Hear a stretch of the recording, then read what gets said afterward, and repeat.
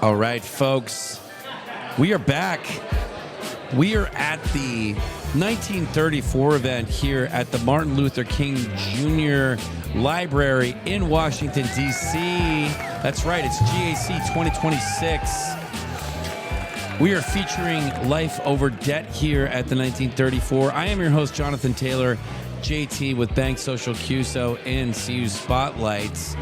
And we have one of our sponsors here, Tom Kazar, Apathy. Welcome to the show. Thank you, JT. And we've got, my goodness, the man of the hour, Andy Janning, CEO, founder of Life Over Debt.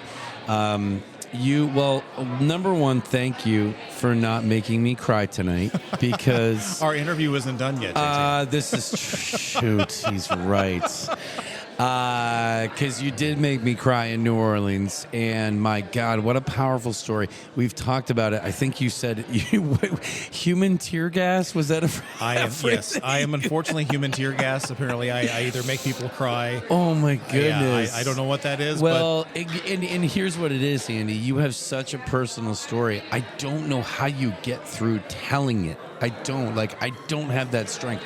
But you talk about it, and everybody relates. So for the listeners, because it's your turn, listeners, talk just a little bit high level of the inspiration behind Life Over Debt and what got you to say, I'm gonna swim out. Yeah, well, so in 2020, I was commissioned by the National Credit Union Foundation to create a 7-part documentary about the financial crisis of cancer. And that documentary literally changed the entire course of my professional life.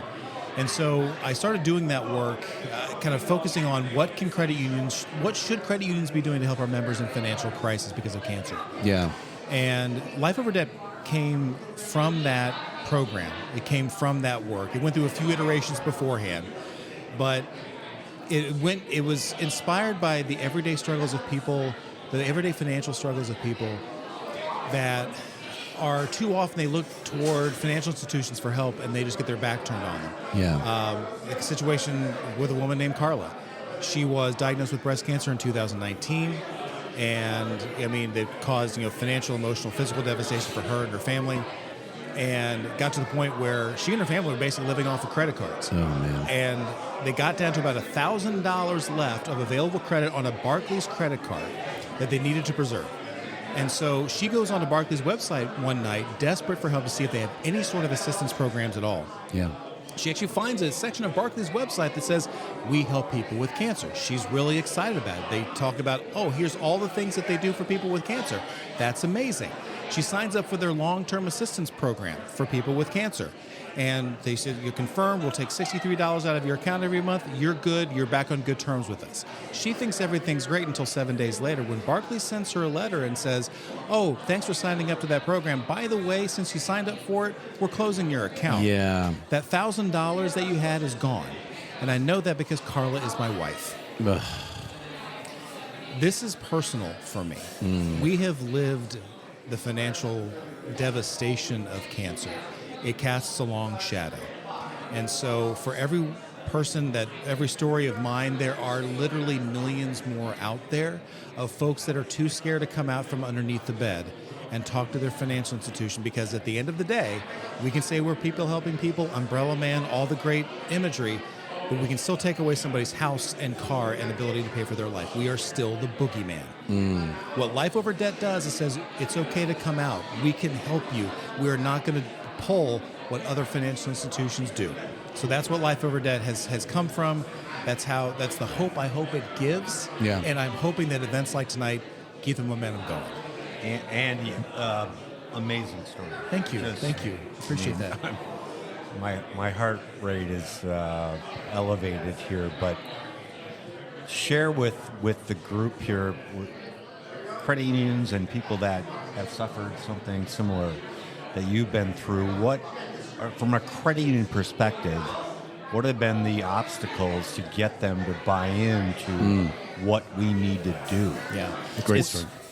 Seems common sense, but why not? I think part of it is how do I do this in addition to everything else that I'm doing? Yeah. Because, everybody's got the proverbial full plate, and we get that. It's time. And so I think there's concern about how much of a lift will this need to be. I think there's also a concern about, do we have enough bandwidth to do this? Are we properly trained for it? Are we able to speak cancer to somebody? Because somebody coming to you in financial distress because of cancer, that's different from somebody saying, hey, I need you to reverse an NSF fee, or I need to talk to a financial counselor to get better at saving. Sure. So I think the one thing that it is not because there are really hard-hearted people in organizations going, haha, watch me screw over all the cancer patients. Sure. It's not a question of intent. I think there is so many other competing priorities that sometimes this can get overlooked. Because even though half of our members will be diagnosed with cancer at some point in their lives, not all of them will be diagnosed at once. Mm-hmm.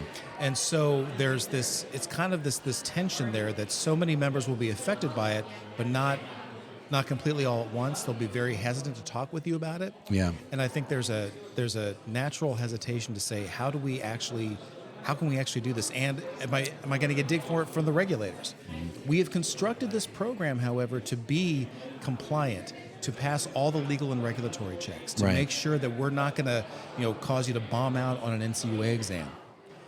So I think that's the power of this collective, that we've been able to make sure that we're not introducing unreasonable risk to an organization, and while at the same time providing compassionate, meaningful care to members at the point that they need it.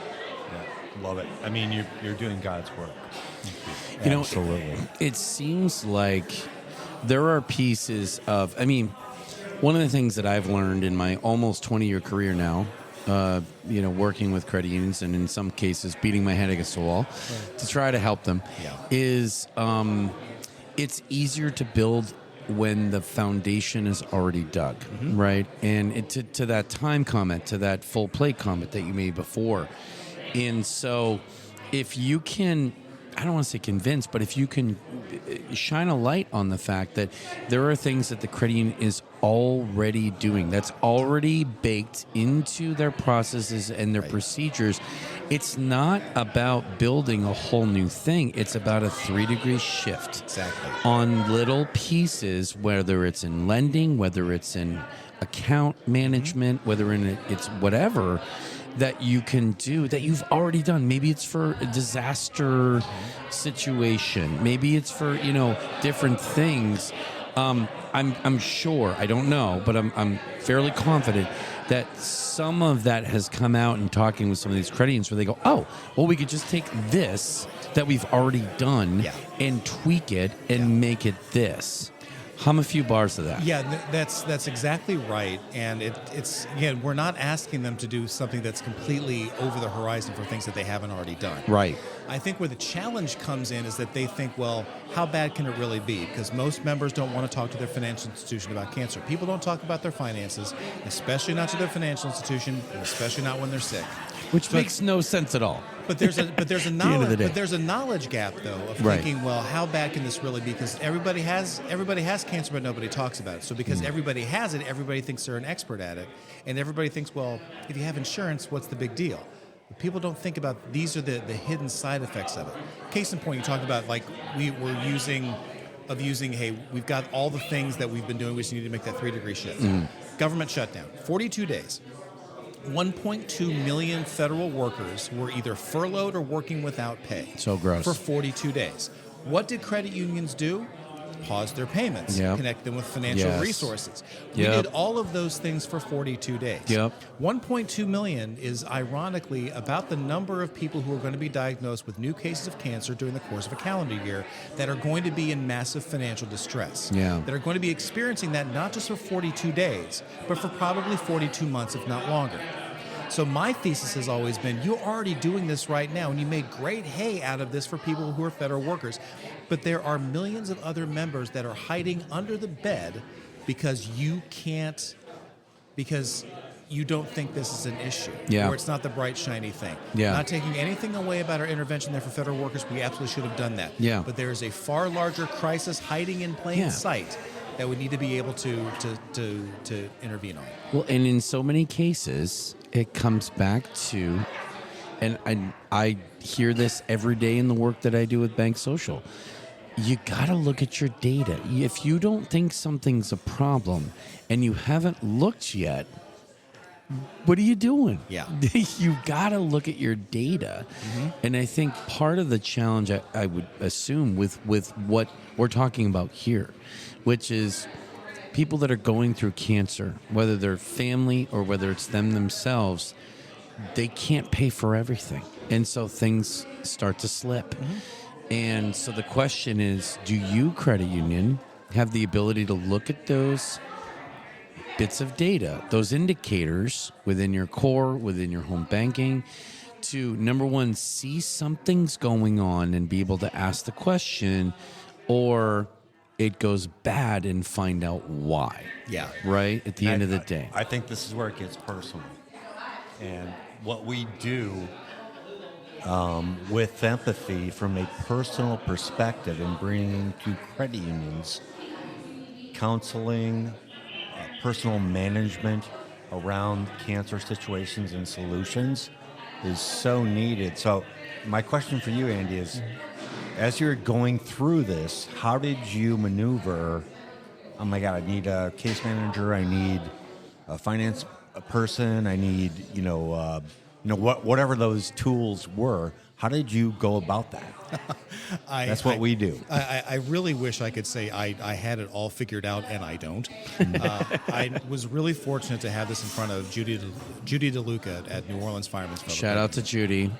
She was the very first credit union to see the value in this. Yeah. To say, hey, we're gonna take a flyer on this. In the middle of the global pandemic, she decides, hey, we're gonna invest in this and figure this out. They literally wrote the book on how to get this program stood up at their credit union, marshaling internal resources, putting the policies and procedures. 3 of the credit unions that are here tonight basically kind of copied and pasted their policies and procedures to stand their program up. And what we've done, it's been constant iteration of saying, hey, how can we add this in here? Oh, how are you dealing with this particular loan? How are you dealing with this particular member issue? So it's designed to be a very iterative process. It's not designed to say, okay, well, we figured out the policies and procedures. Just got to figure it out now. Right. Just got to do it. It's designed to be constantly tweaked. One of the things that I haven't mentioned, that I didn't get a chance to mention tonight, we are partnering the Life Over Debt community. We've partnered with the University of Alabama at Birmingham, medical researchers there, who are studying the effects of the life over debt interventions on the financial, physical, and emotional well-being of the participants. This is important because this is the very first time in medical science history that the interventions of a financial institution are being studied to see how they affect someone's physical, financial, and emotional well-being. We are literally creating an entirely new field of medical research with this. That's a really great soundbite, but underneath it is the validation. These are really smart people measuring this data. What we're getting from them is giving us calibration. It's giving us information about how we can continue to tweak the program.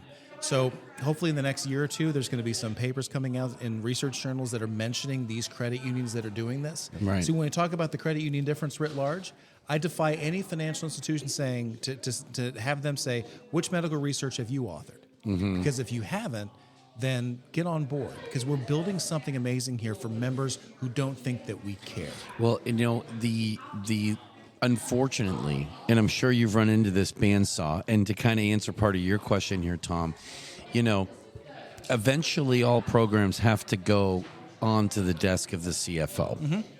And we love our CFOs. We need our CFOs. But part of their job is to ask the hard question, where's the ROI? Right? And time is part of our ROI strategy. And what are we going to spend our time on? Because we're lending other members money. We have a fiduciary responsibility. All the reasons, right? All the right reasons, okay, to ask that question. And so we've been ideating on this podcast with all of these guests to help answer that question, because I know that I can feel it. There's listeners right now that are asking, okay, well, this is great, but we only have so much time in a day. What's the ROI? And so we've been ideating on, okay, well, on the loss side alone, Okay. Tom and I we worked in the auto side of the lending for credit unions for many, many years. And we both know that when you get a car back, that's not a good thing. Right. Okay. When you Right. get a car back, it's better than not getting the car back. But once you get that car back, it is varying degrees of loss, unless it's 2022 and the world's upside down and everything's Right. not normal. And now we're back to normal, everybody. Right. So, that's a big point right there, right? That it's if you can pause a potential loss and turn it into not a loss, Right. that's a win. It is, and Right? one of the common data points that I share is when someone is diagnosed with cancer, the risk of going bankrupt from cancer goes up by 275%. And if they do go bankrupt because of a cancer diagnosis, their risk of dying early from it goes up by 79%. So I think, when I think of ROI, yes, return on investment, absolutely. Yeah. But for me also, I also have to think about what is the return on inaction? What's going to happen if you don't do anything? Right. What's going to happen if you sit on your hands? Right. That person is probably either they're going to be hurting their treatment. They're going to be finding ways to basically take themselves out of it. It's not going to be good for anybody. Yeah. We talked earlier today about a GAC. The keynote session today was about storytelling. People don't make decisions with data. They don't make decisions with logic. They make decisions about how they feel, about the numbers, about the logic that's there. These are stories that we can be telling. And when a member is helped, I think the ROI of that story, I think it can transcend the balance sheet. I know that's a squishy and soft answer. That's probably, and that's probably not very satisfying.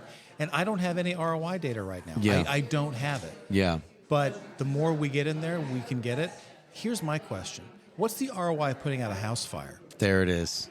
What's the Perfect. ROI of you calling the fire department and then making sure your neighbor's house doesn't burn down? So, what's the ROI of your dress code? Right. So just... I think you hit on a key metric there, Andy. Just kind of, we're going to wrap it up here. Return on inactivity. Yeah. We don't measure it. Yeah. 100%. It's huge. And it's human. Guys, thank you so much. Yeah, thank you. Tom Kazar, Empathy, thank you for being a sponsor of this. Andy Janning, Life Over Debt, thank you for keep going, because I'm sure there were times that you were like, what am I doing? Like, is this ever going to be a thing? And now it is. Yeah. Now it is, Andy. Thank you very much. How exciting. Thank you. If people wanted to get more information, where would they go? They go to lifeoverdebt.com. Great. And Empathy.com. I love it. Guys, thank you so much.